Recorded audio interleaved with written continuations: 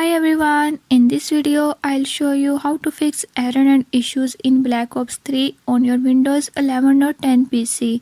So to fix error and issues, follow every step as I'm showing in this video, and don't forget to subscribe this channel. Hope so this will fix your problem.